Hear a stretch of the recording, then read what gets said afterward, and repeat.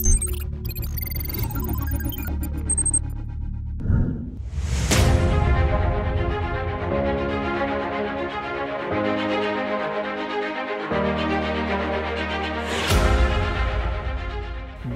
launched the new 8 Series as soon as the lockdown across the country started opening up. And along with it also came the more powerful M8, which made them the new flagships for the brand in the country. Car and Bike already reviewed the car last year in Portugal in the exact same 840i specification that has made its way to India.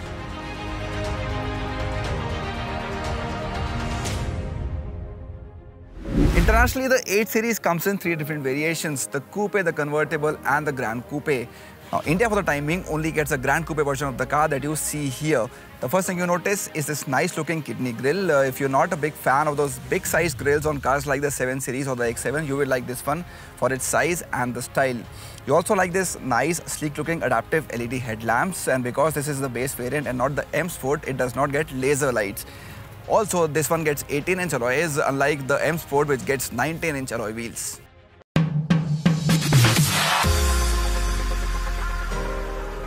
You also get more chrome here when compared to the M Sport, and yes, the slats on the kidney grille are adjustable. This one is both taller and wider than the Coupe, and that will just translate to more space inside, but more on that later. The rear sees wraparound LED tail lamps, skid plates with dual exhaust and the curved spoiler that integrates beautifully into the body. And it is all so sexy. In all, there are 6 color options to choose from in the base variant you see here, while the M Sport gets 10 options.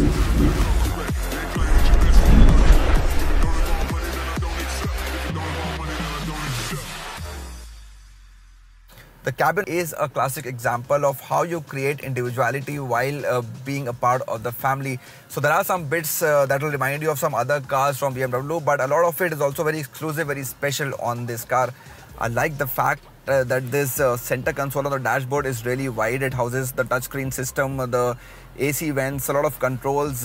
It gives you the feel that you're sitting in a big premium luxury car. The quality, of course, is top-notch. You expect that from a flagship of the brand, so that is there.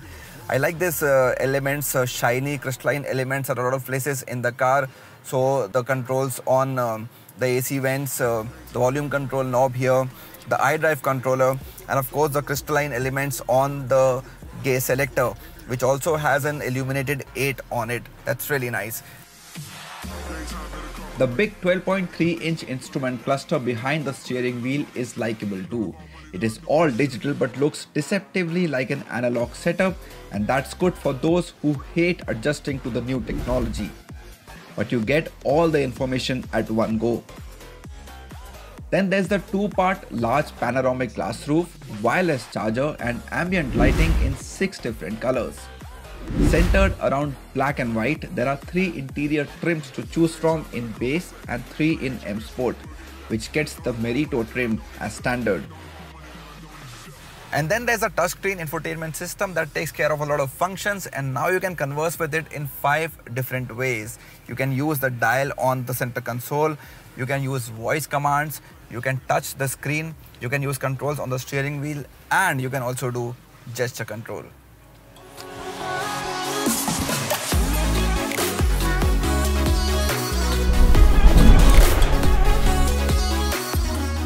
A very important question is how difficult or easy is it to get inside the second row of this car.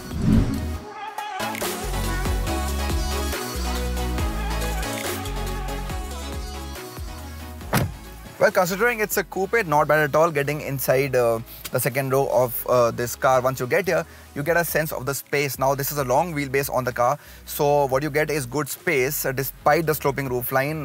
This is the space between my head and the roof, and as I said, for a coupe, not bad at all. Now, what impresses you more is the good knee room as well as thigh support. The seats are big, and because these seats are individual, so you get your own spaces. This center console extends all the way to the rear, so you get that exclusivity you're looking for. Now, if you go in for the M Sport variant of the vehicle, you also get the climate control for both the rear seat passengers, and you also get a 16 speaker Harman sound system.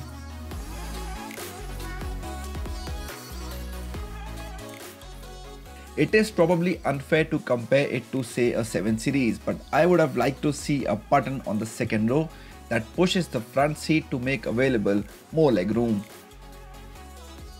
But something that we've been itching to do is drive it, and that's because Siddharth told you so much about it when he drove it.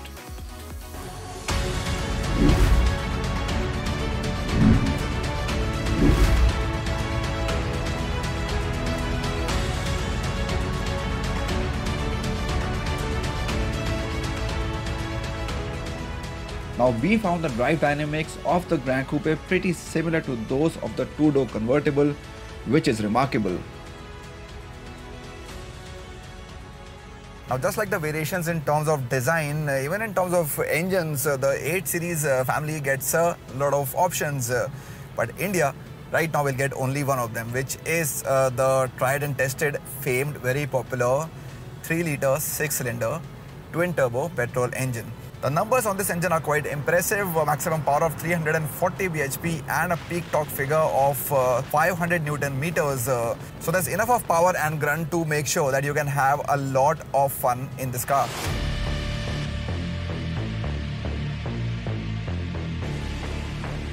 What also helps is that at 1500 RPM, a majority of torque is available, which is why you don't feel the lag. Along with an 8-speed Steptronic transmission with paddle shifts, there's launch control as well.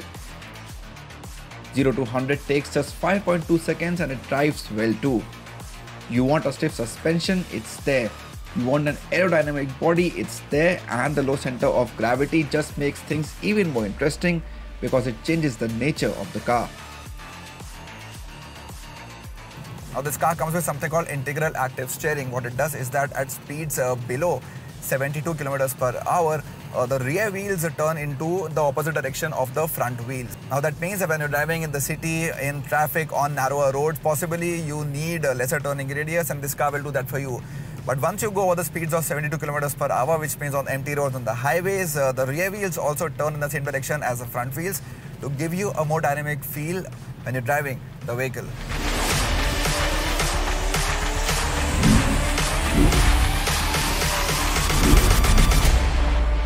Plus you get all the usual drive modes: Eco Pro, Comfort, Sport and Sport Plus. The first one allows drivers to make use of the coasting function, where at speeds between 50 and 160 km per hour, the powertrain is disengaged as soon as the driver takes his or her foot off the accelerator pedal. For the broken or bumpy roads, the standard adaptive air suspension helps, but you have to be careful at times. Wow, what was that? Seemed like something a lot more powerful.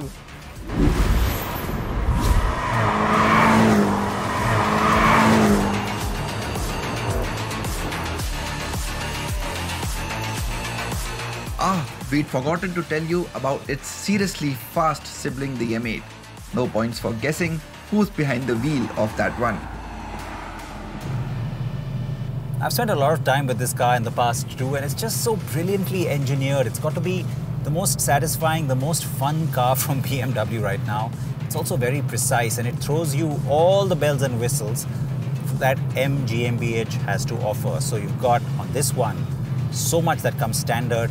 You've got the M adaptive sports suspension, you've got the M 19-inch alloy wheels, you've also got the M 8-speed Steptronic gearbox.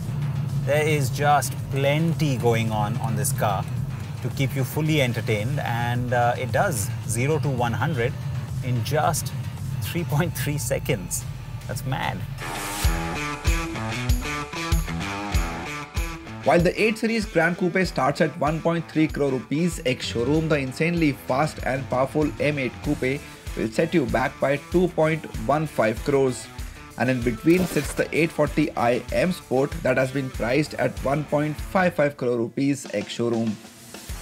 While most cars from the brand now aim to give you a good combination of luxury and sportiness, there aren't many that can beat the 8 Series when it comes to that.